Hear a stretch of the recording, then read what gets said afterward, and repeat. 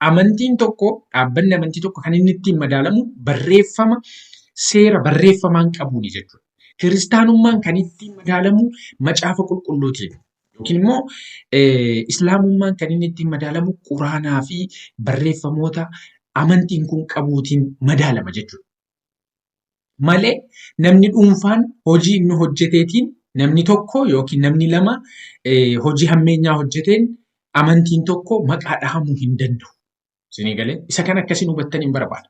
Garuu dhuguma kiristaanummaan farra nageenyaati. Ragaan ani barbaadu Ortodoksiis deemaa, Kaatolikiis deemaa, Pirootestaantii kamiyyuu deemaa.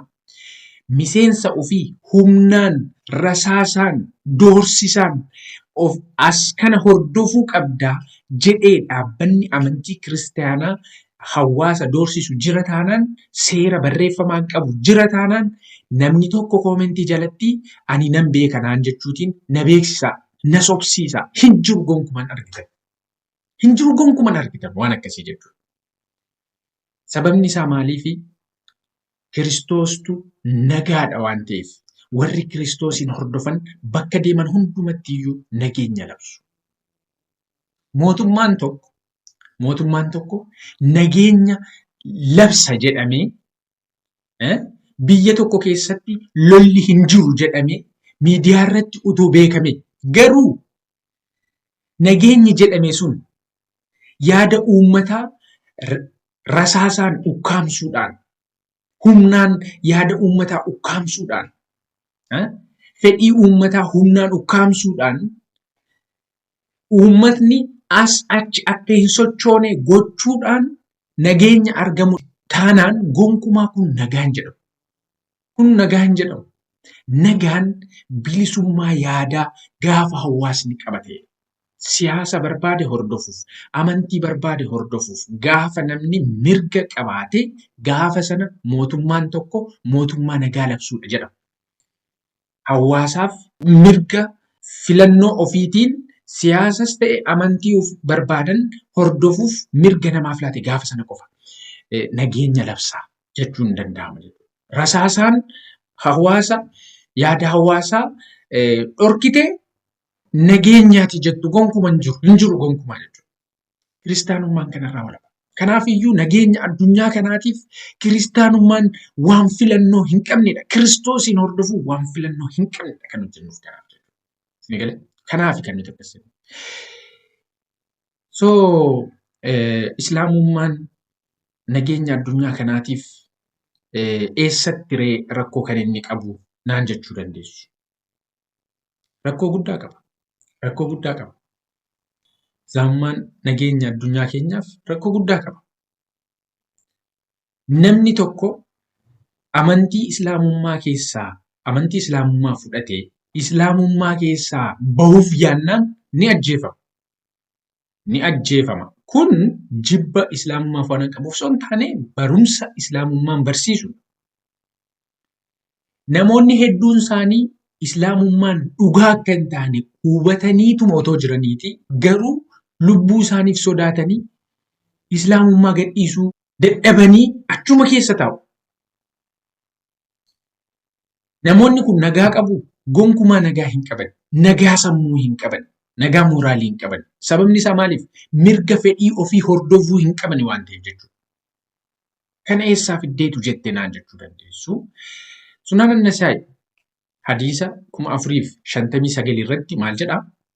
Ibnu Abbaastu gabaase ergamaan Allah akkas jedhee namni amantii isaa jijjiire haa ajjeefamu.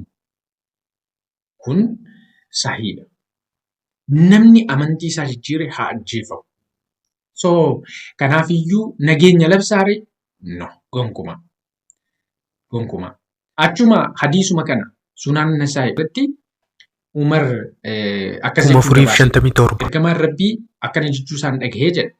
Dhiigni musliimaa dhangalaasuun hin danda'amu haala sadii keessatti malee.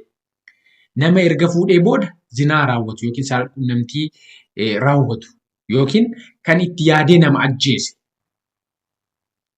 Inni sadaffaan immoo nama erga musliima ta'ee booda gane haala kana keessatti ajjeefamuun isaaf mala jedha. Yoo ati musliima taatee islaamummaa keessaa baate ajjeefamuutu siif malaa jira. Kanaafiyyuu ajjeefamuu sodaateeti namni islaamummaa keessa ta'a. Even islaamummaan amantii dhugaa hin qabne ta'uu kan nu agarsiisu keessaa tokko kana. Maaliif jennaan akka namni hin gadhiifne billaatiin dura goruu jechuudha. Billaatiin dura goruu. Kun soba ta'uu agarsiisa jechuudha. Yeroo kamiyyuu siyaasa keessattis taanaan, amantii keessattis taanaan, haala kamiyyuu keessatti namni tokko billaa rasaasa humna fayyadama taanaan namichi hattuu, sobduu, saamtuudha jechuudha. Namni akkasii jechuudha. Amantiis haa ta'u, siyaasas haa ta'u, dullaa fi humna rasaasa fayyadama taanaan, billaa fayyadama taanaan gonkumayyuu sun sobduuf hattuudha jechuudha. Isin galee sobduuf hattuudha waan akkasii sun jechuudha. Sobatu billaatiin eegama. Sobatu rasaasaan eegama. Isin galee dhugaan rasaasaan hin eegamu. Dhugaan rasaasaan hin eegamu. Kanaaf iddoo biraatti immoo maal jedhaa? Saahih Bukaarii 25 irratti umartu gabaase kanasi ergamaan Rabbii akkana jedhanii ani akkan uummata loluuf Allahaatiin ajajameen jira. Hanga isaan Allah malee namni tokkollee mirga gabbaramuu akka hin qabnee fi Muhammad ergamaa Allah ta'uu ragaa bahanitti. Akkasumas salaata guutuu ta'een salaatanii sadaqaa dirqamaas kennanitti. Kanaaf yoo isaan raawwatan sana booda seera Islaamaa irraa kan hafe lubbuu fi qabeenya isaanii na jalaa oolfachuu danda'u. Sana booda gatiin herreega isaanii Allahaatiin raawwatama. Argitanii qabeenya isaanii, lubbuu isaanii narraa baraarfachuu kan danda'an yoo Islaama ta'an qofaa. Kanaafiyyuu hanga isaan kana jedhanitti akka loluuf hin ajajameera jedha. Hadiisa qofa miti kanammoo Quraannis akkasuma jedha.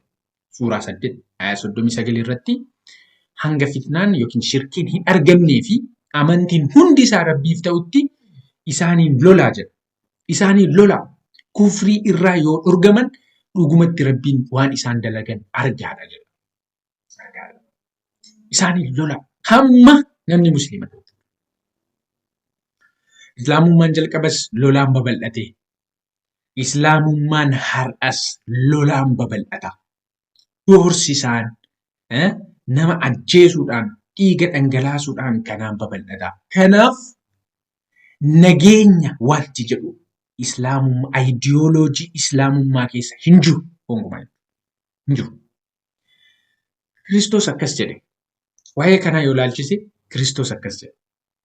Wangeela Yohaannis boqonnaa 6 yoo dubbistan barsiisa Kiristoos barsiisa irratti lakkoofsa 66 kaastanii yoo ilaaltan namoonni baay'een gara dudduubaatti deebi'an. Gara dudduubaatti deebi'an. Sana booddee Yesuus yeroo sanaa jalqabanii bartoota keessaa baay'een gara booddee deebi'an. Ergasii isaa wajjin adeemne jedhe. Yesuus yommus warra 12 isinis immoo adeemuu barbaaddu yoo jedhee gaafate. Simoon Phexros deebisee si dhiifnee eenyu bira dhaqna ree gooftaa dubbii waa'ee jireenya bara baraa nama barsiisusitu qaba. Maaltu isaan qabee jira jechuudha. Dhugaatu isaan qabe. Dubbii waa'ee jireenya bara baraa nama barsiisutu Kiristoos biratti isaan hambise. Kiristoosoo isinis deemuu barbaaddu. Isinis deemuu barbaaddu. Yoo deemuu barbaaddu taatan you can go. Amma bilisummaa yaadaa. Bilisummaa fedhii ofiitiin, filannoo ofiitiin amantii kana hordofuu qabu. Kiristoosin hordofuu qabu. Namni dirqamaan koottu malee jedhee nama harkisee billaatiin nama eeguu hin jiru. Billaatiin nama eeguu hin jiru. Kanaafidha kan yaa biyya keenya Itoophiyaa. Ayidiyooloojiin kun nuti amantiin akka amantiitti kabajamaadha. Nama kamiifiyyuu amantiin isaa kabajamaadha. Garuu nageenya hawaasaaf kan hin taane, nageenya hawaasa keenyaaf kan hin taane, boruu dhaloota keenyaatiif sodaa kan ta'e yookiin yaaddoo kan ta'e, nageenya hawaasa keenyaa kan booressu ta'e kamiyyuu ni balaaleffanna jechuudha. Ni balaaleffanna. Kanaafidha yeroo hundumaa dhimma kanarratti kanan dubbadhuuf jechuudha akka dhuunfaa kootiitti. Akka dhuunfaa kootiitti mata duree kanarratti kanan dubbadhuuf kanaaf boriin keenya maal fakkaata? Hawaasni addunyaa kana irratti yaaduun dirqamadha. Hawaasni addunyaa irratti yaaduun dirqamadha. Si ajjeeseen si bulchaa, si doorsiseen si bulchaa, Yoo waanan ani hordofta ta'e malee hin jiraatu, mirga jiraachuu hin qabdu, yaada kee mirga ibsachuu hin qabdu kan jedhu nageenya waan jedhu hin beeku gonkumayyuu. Kanaafiyyuu nageenya addunyaa keenyaaf Kiristoos qofti gaafa olaantummaa argate, namni hundumtuu Kiristoosiin gaafa ofirratti moosise qofa nageenya argachuu danda'a. Kanaan achitti nageenyi hawwii taatee hafti hin jiru. Siyaasa barbaaddan hordofuu dandeessu nageenyaan argattan. Amantii barbaaddan hordofuu dandeessu nageenyaan argattan. Nageenyi kan inni jiru gaafa namni Kiristoosiin ofirratti moosise qofa. Maaliif jennaan isumatu nagaadha. Inni nagaa keenya jedha. Isumatu nagaa keenya. Nagaa koon isin biratti hambisa.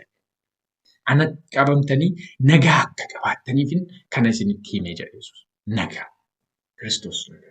Kiristoos malee nagaa jechuudha. Kanaafiyyuu Kiristoosiin qabattanii nagaa guutuu akka qabaattaniif waamicha isiniif godha. Nagaa Waaqayyoo. Nagaan bakka jirtanitti isiniif haa ta'u. Nagaan dhuma hin qabne isiniif haa ta'u.